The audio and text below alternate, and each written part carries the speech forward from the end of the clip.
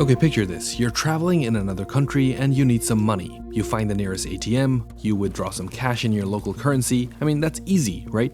It sounds like a modern convenience. But what if I told you that you could essentially do the same thing 900 years ago? And the people who made this system possible were these uber-religious monks who ended up becoming richer than kings and more powerful than entire countries. They controlled the world's first international bank. I mean, it was great times for them. But that was until one king found himself a bit too much in debt to these guys. So today, let's get into the secret story of the Knights Templar and how they still impact us.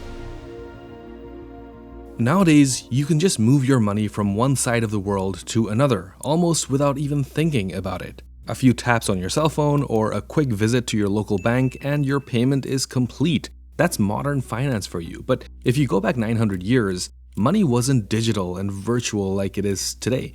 You would find that money was a physical thing. It was heavy, it clanked in bags, right? So that attracted a lot of attention. Now imagine it's the 12th century. You're a lone traveler and you're trying to get to Jerusalem. You're tired, your clothes are worn, and your mind is focused on only one thing, and that is reaching the sacred and holy city. Now, you're carrying some money with you, you're carrying silver, but remember how I said silver is heavy, right? So you're attracting a lot of attention. And to make matters worse, the roads ahead are not safe. There are bandits, enemies, even corrupt toll guards. So you're stuck with this problem. How do you keep your money safe? You can't carry it without risking your safety, but you can't just leave it behind either. So then you stumble across a stone fortress, and this fortress is marked by this big, bold red cross on the gate. You realize that you've reached the Knights Templar. Now, once you hand over the Templar clerk your gold or your silver, there are no questions asked. In return, you're given this piece of parchment. It's sealed, it looks a bit weird, it has some symbols around the corner. I mean, to anyone else, it's just a worthless piece of paper. But to the Templars, it's as good as gold.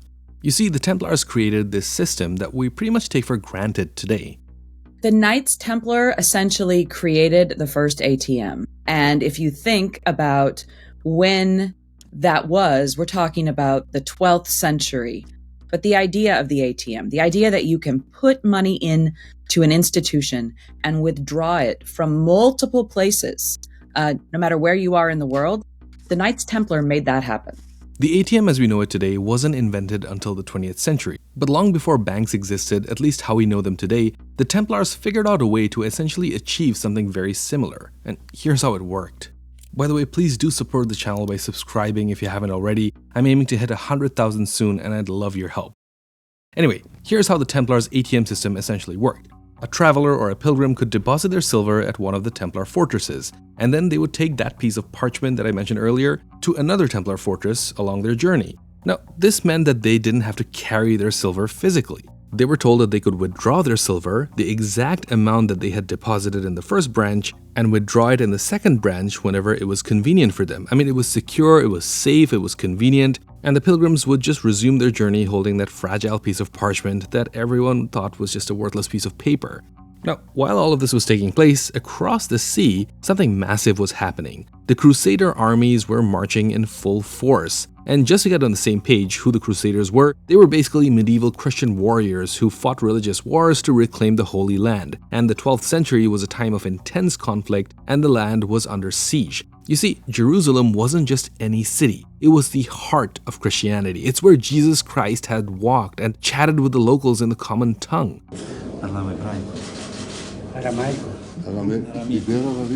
For Christians, this was the center of the world. It was where the tomb of Christ lay. But for centuries, pilgrims faced growing threats as foreign forces such as the Seljuk Turks began invading that region. As the Crusades went on, Jerusalem became a key prize. Reclaiming that holy land became a main goal. Tens of thousands of Europeans were heading that way. That included nobles, merchants, mercenaries, even kings. So in 1099, after a brutal siege, they took over Jerusalem. And that moment gave birth to a Latin Christian kingdom at the heart of the Middle East. Now, around the Holy Land, or on the way to the Holy Land, things always inevitably got messy. And that's where the Knights Templar came in. They were there for protection. When they are in the Holy Land, there are numerous instances where they go outside the realms of a Crusader state and get attacked by the locals who are none too happy that their lands have been conquered.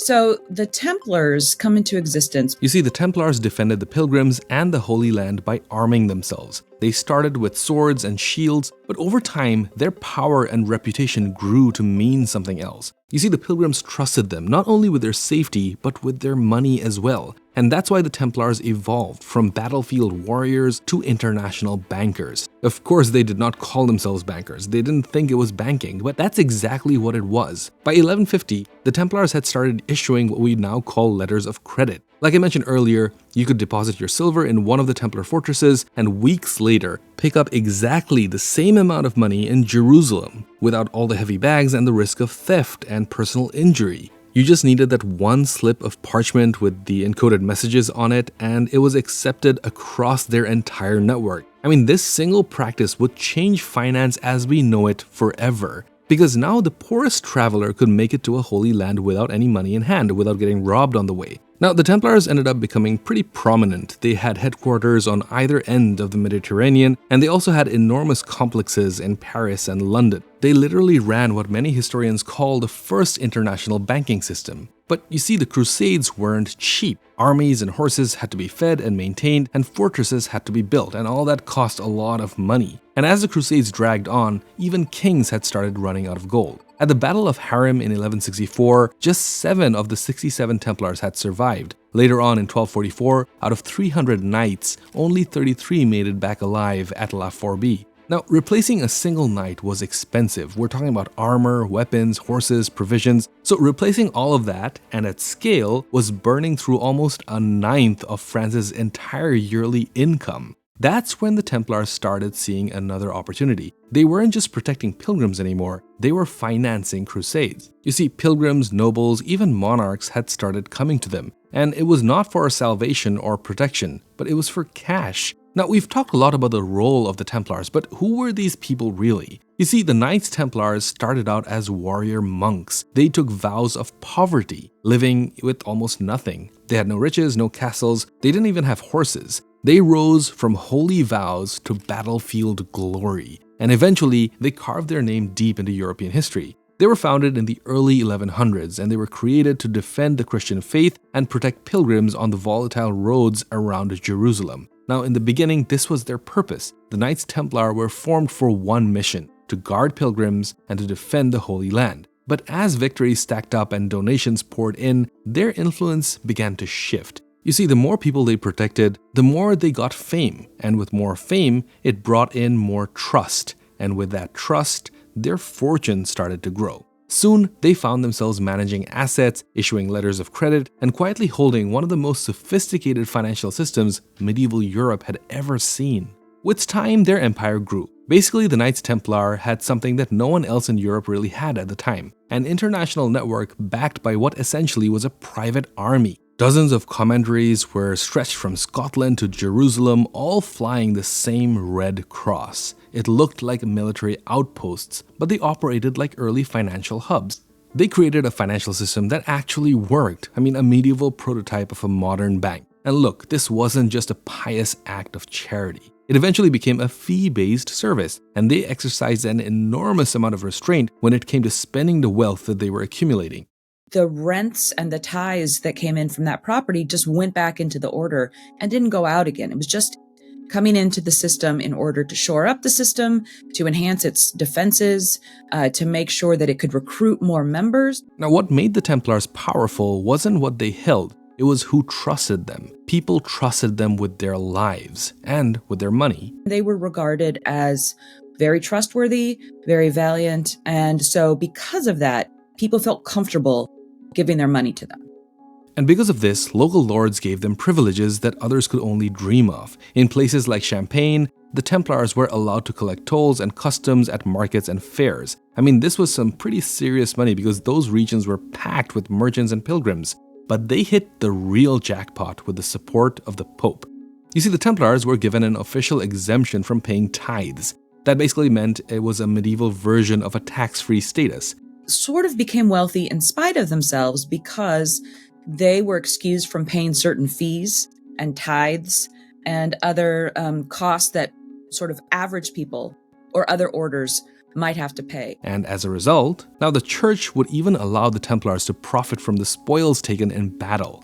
With their extensive land holdings and revenue-generating monasteries, they were built into a powerful economic infrastructure. And when an institution becomes that powerful that it handles more money than kings, it eventually becomes very dangerous to certain people.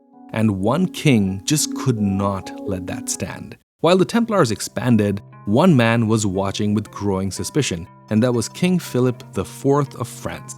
Now, at that time, France was bleeding money, but the Templars, on the other hand, were at their peak. Eventually, a situation arose where the strength of the Knights Templar was eventually perceived as less than sacred. Their religious shield was the thing that once made them untouchable, and they began to crack. For decades, their divine mission gave them special status. As you know, the church had been exempted from paying taxes. Monarchs respected their independence and ordinary people trusted them. But by the 1280s, that aura was fading. You see, in 1921, the Crusader city of Acre fell to Muslim forces. It was the last Christian stronghold in the Holy Land. It ended centuries of Christian control over the Holy Land, and it was a final blow in a long decline. Now, very suddenly, the very reason for the Templars' existence, which was to protect pilgrims and fight for the Holy Land, no longer existed. It didn't apply anymore. They were holy warriors with no holy wars to fight, a religious military order with castles and enormous amounts of wealth and gold, but with no cause. Sentiment starts to turn against them in the West, and they are regarded as being a little too prosperous. And people wonder, well, where's all this money going? It didn't save Acre. It didn't bring back the Kingdom of Jerusalem. Now, over in Europe, they didn't look like humble monks anymore. They looked like a network of wealthy mercenaries who were loyal to the Pope, but not to any kings. And some even feared that they were a state within a state, untouchable, autonomous, armed. But to a king like Philip IV, who was already drowning in debt, this was unacceptable. To Philip, they were no longer holy warriors. They were just rich and independent, and in his eyes, they were dangerously in his way. But that wasn't the only reason that he wanted them gone.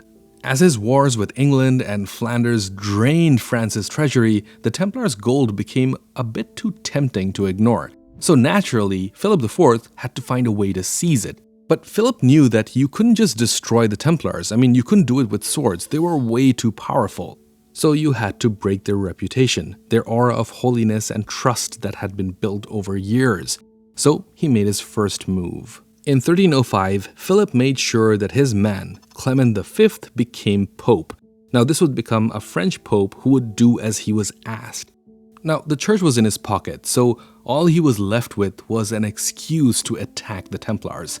And that came on October 13th in 1307. That's where the trap was set. You see, Philip IV had ordered the arrest of every Templar in France. He accused them of heresy, corruption, and even sodomy. He sent these outrageous, charged letters to other monarchs to follow his example. Most of those letters were rejected and refused, but honestly, it didn't matter. In France, the damage was done. Jacques de Molay, who was the Grand Master of the Knights Templar, was taken, and so were hundreds of others. So for the next 7 years, they were interrogated, tortured, and slowly broken. Over time, some of them died, and some confessed to crimes that they had never committed. But once the arrests were done and all the trials were over, there was still one big question that was left hanging in the air. What would exactly happen to all that money that the Templars had? Well, Pope Clement V had an answer to that. In 1312, he issued a papal bull called Ad Providem. It was basically a legal memo from the Vatican saying that the Templars are finished, and he instructed that their wealth should be passed down to the Knights Hospitallers. Now, just for context, the purpose of the Knights Hospitaller was to care for the sick, the poor, and the injured Christian pilgrims. Now, that all sounded good on paper, but the reality was very different from this paperwork. In France, King Philip didn't just hand over the money. He kept most of the Templar lands for himself, and his heirs held onto them for another 500 years. England followed France's lead. The lands didn't go to the Hospitallers either. They were split amongst the crown and noble families. Now, this version of Game of Thrones in real life kind of played out till 1338. In many parts of Europe, the handoff never really happened at all. The Templars' assets were quietly swallowed by kings and dukes and bishops, and everyone just kind of turned a blind eye to it. Now, this is where something bigger was beginning to shift. As monarchs and nobles seized Templar lands and financial infrastructures, the old rules of feudalism slowly began to break down. The rules no longer really relied solely on the loyalty of vassals or land-bound peasants. Instead, they began to wield finance and, through it, power. Now, for the last time, wealth could be centralized and moved without armies, without castles, even without permissions from the old feudal hierarchy. In other words, the system the Templars had built literally planted the early seeds that would quietly undermine feudalism. Publicly, the Templars were gone. Institutionally, they were erased. But the infrastructure that they created, we're talking about encrypted ledgers, cross-border finance, trust-based banking, all of that stuff didn't vanish, it only changed hands. Now, with the fall of the order, someone had to fill the vacuum, right? I mean, some former Templar patrons and staff probably found their skills useful in emerging banks in Florence and Venice. Meanwhile, others consolidated their power in the courts of kings and dukes. Specifically in Florence, a different kind of empire was taking shape. And this time, it was with bankers instead of knights. Now, if you're thinking about the Medici family, you're right on the money. You see, the Medici family didn't just run one bank in Florence, they ran a network, a serious one. And the main holding company was in Florence, that was core, but they also had branches in Rome, Venice, Pisa, and Milan. And that was all just in Italy. They also had setups in Geneva, Bruges, London, and even Avignon. Each branch held its own local deals, and they all fed back into the main family's bigger machine. I made a video about the Medici family, so if you want a bit more details about them, you can check out this video right here. Now, banking wasn't the only play for the Medici family. They were also deep in the silk and wool business. You know, the stuff that brought in cash and gave them leverage in trade. They also innovated double-entry bookkeeping, but their real innovation was trust. Their reputation ensured loyalty. And like the Templars, they combined religious connections with financial control. Their legal and financial decentralization reflected institutional methods that were pioneered by the Knights Templars and the Hospitallers. Later, the Rothschilds banking dynasty, which began in the early 19th century, also elaborated on the branch-based multinational model. This tight-knit family-run operation quietly bankrolled wars, rebuilt nations, and lent to empires and emperors. All of this using a structure that looked pretty familiar. They used the same kind of cross-border coordination, institutional trust, and ledger-based accounting that the Templars had laid the foundations for centuries earlier. Now, if you fast forward a few centuries later, Swiss banking systems would adopt a similar model. They would talk about absolute client secrecy, immunity from outside interference, and independence from state control. The Swiss bank secrecy law of 1934 can be traced back to practices that mirror Templar ideas of confidentiality and legal independence.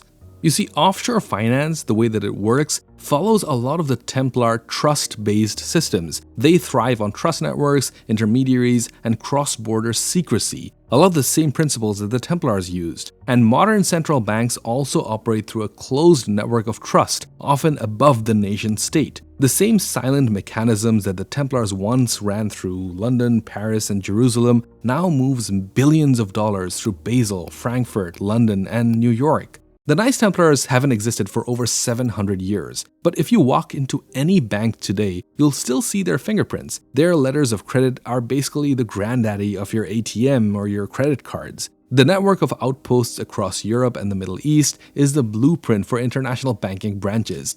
Their meticulous record-keeping, or let's just say the medieval scribes that they were using, was a version of double-entry accounting, which was centuries before Excel. I mean, the legacy of the Knights Templar lives on, not just in books or conspiracy theories, but in your local bank. I mean, sure, their bank was eventually shut down. Their vaults were emptied and the symbols were erased, but their ideas didn't disappear, and their skills were just perfected. Their wealth and financial systems were absorbed into other institutions, tweaked, expanded, but not forgotten. And their influence didn't just stop at money. The Knights Templars weren't just warriors and bankers, they were also caretakers. They built hospitals, sheltered the sick, and gave to the poor. They saw banking not only as profit, but as responsibility, and today we would call that corporate social responsibility. So yeah, a lot of parallels between how corporations and banks work today. They take a lot of inspiration from the Knights Templar, even if they don't really know about it. Now, the Templars weren't all just good. They had a lot of criticisms. For example, some of them were accused of corruption. A lot of them were involved in financial maneuvering through political donations. So yeah, they weren't completely all good, but it's impossible to ignore the legacy that they have today. Now, this wasn't a story about war. I mean, sure, we're talking about warrior monks, but it wasn't a story about war. It was a story about a control of capital, trust, and power. And the men who mastered it weren't kings or emperors. They were monks in armor who engineered a financial machine so precisely that we still use it today. I mean, the kings destroyed the Knights Templar, but they couldn't dismantle the system that they had built. That structure of branch networks, credit mobility, and immunity over sovereign interference quietly migrated into royal treasuries, merchant banks, and even modern institutions. So the next time you walk into an ATM or you go into a bank to send money across borders to your family, you're using a system that essentially began over 1,000 years ago in a Templar fortress. Now, if you've made it this far into the video, please leave a sword emoji in the comments. I'd love to see how many of you got so far. And please do subscribe to the channel if you haven't already. I'm really hoping to get 100,000 soon, and I'd love your help. And also, if you haven't checked it out already, make sure to watch the Medici video that I made over here. Thanks so much for watching, and I'll see you soon.